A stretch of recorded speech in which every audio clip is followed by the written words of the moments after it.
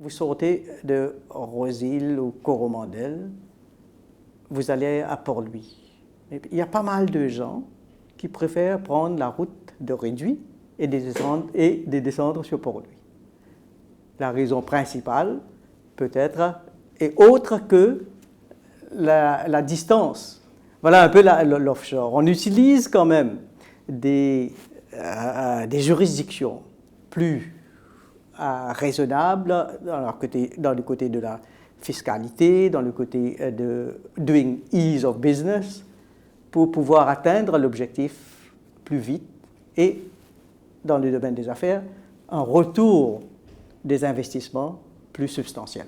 Jusqu'à présent, ça a été dirigé principalement par l'attrait de notre double taxation agreements qu'on a avec des pays, surtout avec l'Inde. C'est ça qui a donné ce boost à notre offshore. Maurice n'est pas, allons dire, épargné. Hein? On entend des Ponzi schemes, on entend des allégations, hein, des fraudes. Mais disons que en ce qui concerne Maurice, la plupart des fraudes qu'on a trouvées ici, ce n'est pas dans le domaine de l'offshore. Hein. Lorsqu'on parle de MCB, NPF, Air Mauritius, on parlait de domestic local companies listed.